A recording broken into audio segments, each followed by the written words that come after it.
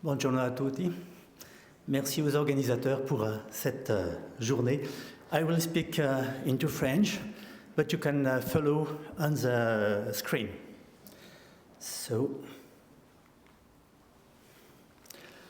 Durant toute sa vie, Jérôme a été confronté à la question de l'hérésie. Mais on constate que cette question se présente dans l'ensemble de son œuvre et pas uniquement dans ses œuvres polémiques. Observons tout d'abord deux exemples tirés de différentes œuvres. Le premier est tiré, comme vous le voyez, du Contre Jovinien. Lorsqu'on lit la présentation du texte, de l'hérésie dans ce texte, on se rend compte qu'il y a deux aspects. Tout d'abord, une opposition entre les hérésies du passé et les hérésies du présent. Le second aspect est un aspect qu'on pourrait appeler géographique. Jérôme oppose les hérésies du passé qui ont vu le jour dans les pays orientaux de langue syriaque, chaldéique ou grecque, et une nouvelle hérésie qui apparaît en la personne de Jovinien, qui est une hérésie en langue latine. Bon. Il y a quelque chose de très intéressant dans ce texte, c'est le transformatus est. Il y a l'idée que l'hérésie est une réalité qui prend des visages différents, mais qui reste toujours la même. Le visage change, l'hérésie demeure. Cette permanence est très intéressante. Une sorte de réincarnation, puisqu'il y a dans ce texte une allusion à Euphorbe, qui est, soi-disant, celui qui s'est réincarné en Pythagore. Le deuxième texte est tiré du commentaire sur les épîtres de saint Paul, sur l'épître à Tite. Il y a un nombre considérable de noms d'hérétiques dans ce texte-là, beaucoup d'hérétiques gnostiques du passé. Ces hérétiques sont présentés sans distinction dans une liste qui les amalgame, qui les réunit comme étant autant de visages différents de la réalité hérétique qui est, elle, permanente. Donc, on constate qu'il y a en permanence chez Jérôme un regard globalisant sur la notion d'hérésie. En plus de ces hérétiques gnostiques, on voit des hérésies actuelles pour Jérôme. L'arianisme, la figure d'un homme, et une hérésie qu'il ne nomme pas, Noae aereseos auctor, derrière laquelle on peut penser, vu l'époque, qu'il s'agit de Macédonius, la dernière forme de l'hérésie arienne. On voit bien que Jérôme aborde de façon très particulière l'hérésie. Il le fait comme certains de ses contemporains, mais de façon différente de beaucoup d'autres. Pour comprendre la conception de l'hérésie chez Jérôme, il nous faut d'abord observer 3 points. Le premier, son expérience personnelle de l'hérésie, sa confrontation avec l'hérésie. Le second, sa découverte des hérésies du passé à travers ses lectures et ses rencontres. De la confrontation entre son expérience personnelle et ses lectures va se dégager une attitude de Jérôme face à l'hérésie. On va dire que c'est l'aspect peut-être épidermique, un peu superficiel, en tout cas ce qui nous apparaît, son attitude face à l'hérésie. Nous pourrons ensuite terminer en proposant des éléments sur l'attitude de Jérôme et sa conception de l'hérésie. Conception dont nous avons vu dans les premiers textes qu'elle avait un aspect globalisant. L'expérience, tout d'abord. Jérôme a été confronté assez tôt dans sa vie à une expérience que je qualifierais de traumatisante. C'est un véritable trauma pour Jérôme que de ne pouvoir vivre la vie au désert. Il souhaite vivre comme un ermite. Il va au désert de Chalcis en Syrie. Et là, au lieu de trouver l'harmonie entre les frères, il rencontre la dissension, il rencontre même l'accusation d'hérésie. Lui est de langue latine. Les autres moines parlent syriaque ou grec ou araméen. Ils ne se comprennent pas. Il y a un débat à Antioche pour savoir qui est le véritable évêque de la ville. Est-ce Mélès? Est-ce Vital? Est-ce Paulin d'Antioche? Chacun a son parti, chacun son langage. Et Jérôme est accusé d'être lui-même hérétique, d'être un disciple de Sabellius, puisqu'il n'utilise pas le même vocabulaire. J'ai insisté beaucoup sur cette première expérience, parce que cette expérience face à l'arianisme est une expérience qui va profondément marquer Jérôme dans son attitude par la suite. Je passe beaucoup plus rapidement sur deux autres formes d'hérésie rencontrées par Jérôme. On peut se demander s'il s'agit d'hérésie avec Helvidius d'une part et Jovinien d'autre part, à 10 ans d'intervalle.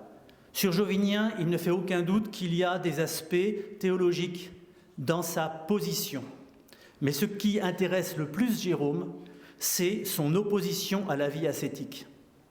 Quant à Helvidius, le premier, il s'oppose à l'idée d'une virginité permanente de la Vierge Marie.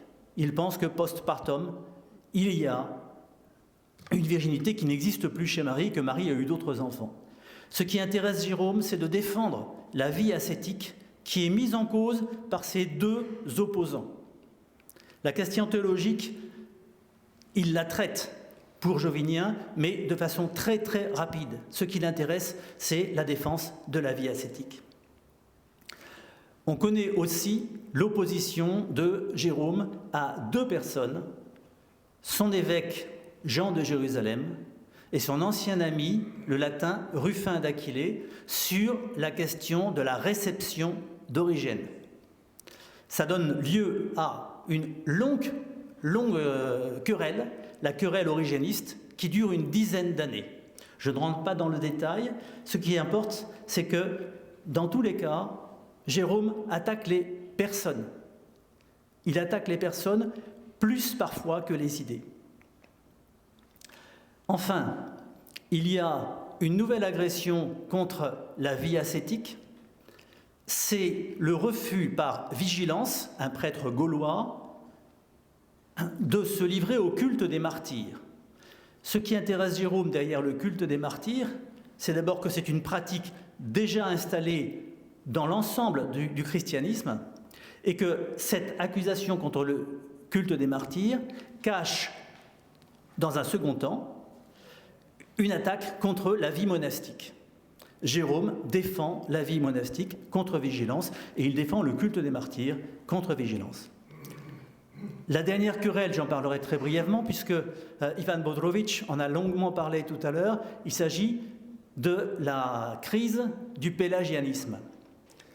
Jérôme intervient, il écrit un traité, le Dialogus Atticus et Critobuli, connu comme Adversus Pelagianos, dans lequel il réfute les idées de Pélage sur la force du libre arbitre.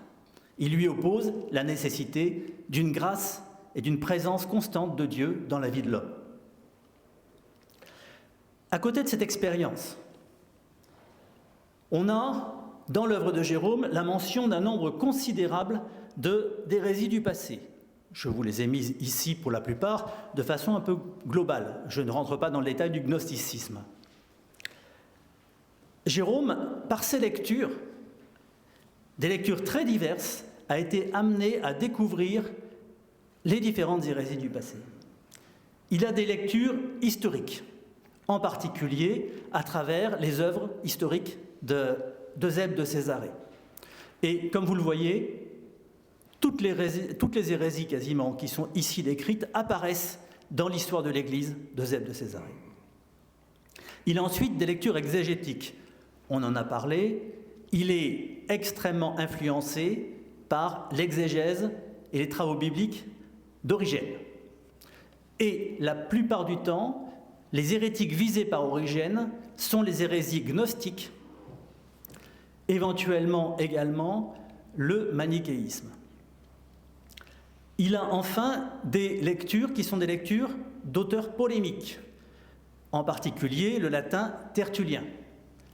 Et il complète son information en lisant des traités hérésiologiques qui présentent le détail de chacune des hérésies, avec le pseudo-tertullien, entre autres, qu'il cite abondamment dans son premier ouvrage polémique, l'Altercatio Luciferiani et Orthodoxie, a écrit aucun traité présentant la totalité des hérésies et il ne cherche jamais à distinguer dans le détail les opinions de l'un par rapport aux opinions de l'autre. Ce n'est pas ce point de différenciation, il ne va pas faire un catalogue d'hérésies. Ce qui l'intéresse, c'est le fait hérétique dans sa globalité et le fait qu'un hérétique peut avoir repris une idée à un autre et il va procéder par amalgame. Jérôme, très souvent, combat également davantage les personnes que les opinions. L'opinion est le point de départ de son désaccord.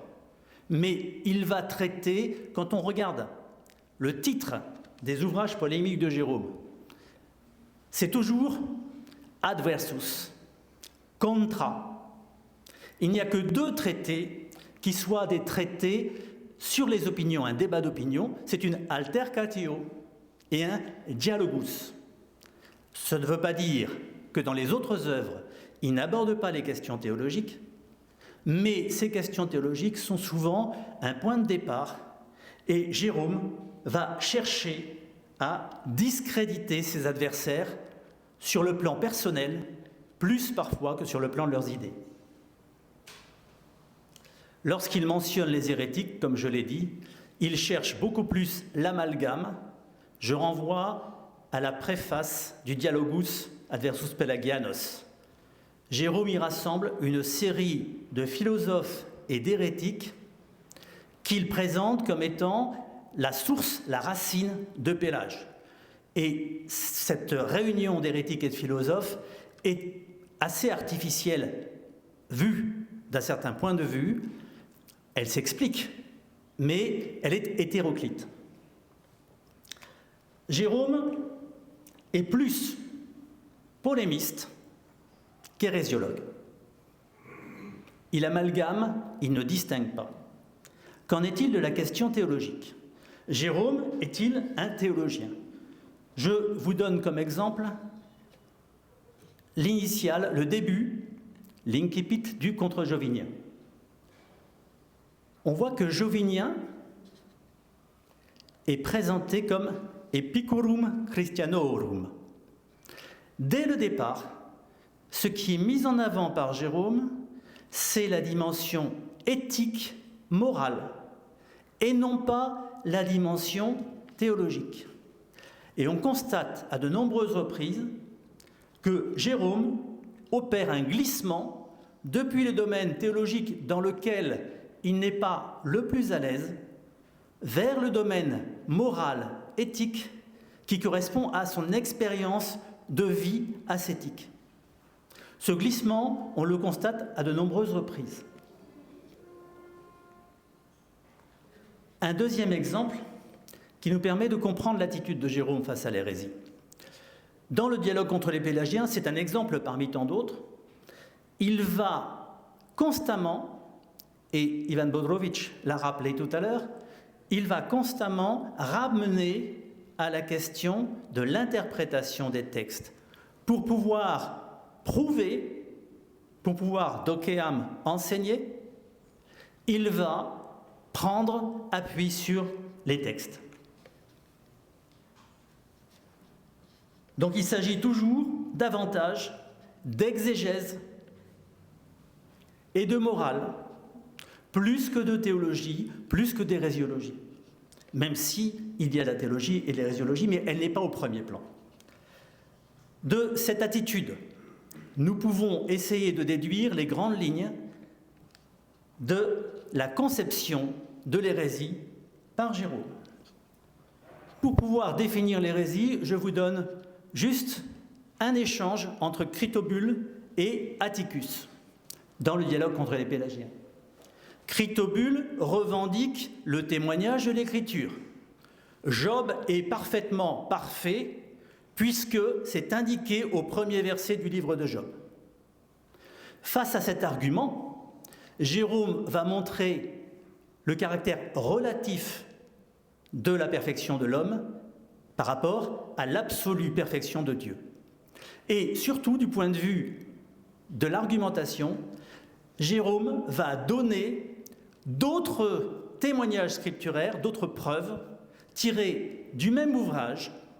Dans le livre de Job, Job est présenté lui-même, malgré l'annonce des premiers versets, Job est présenté comme lui-même imparfait.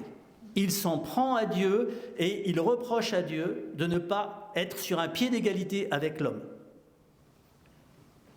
Donc, c'est sur l'argumentation scripturaire que Jérôme, exégète, va établir sa réfutation.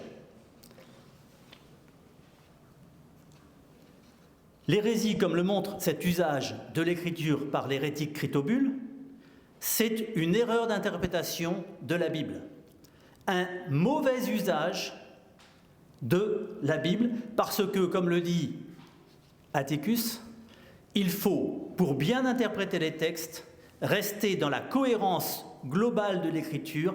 Un texte ne peut pas entrer en contradiction avec le reste de l'écriture, a fortiori avec les autres versets du même livre. Et c'est le reproche qui est fait ici à Critobule, qui n'a pas respecté le contexte du livre de Job. Lorsqu'on a défini l'hérésie, il faut encore la réfuter. Comment Jérôme s'y prend-il pour réfuter l'hérésie? Il va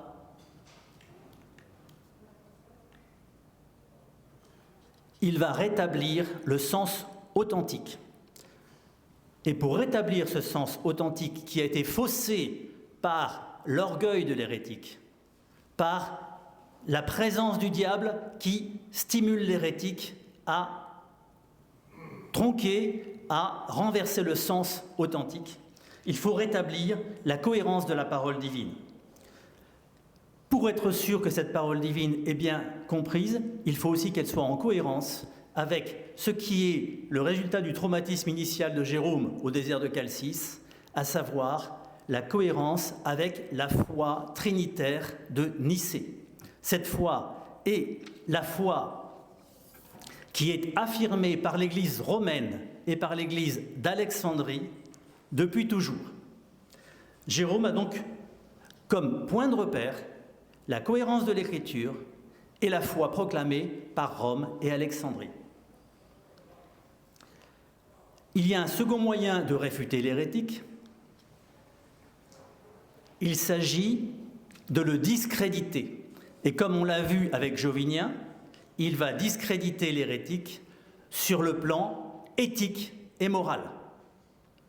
Lorsqu'il aura réfuté, discrédité son adversaire, l'opinion de son adversaire sera de facto discréditée.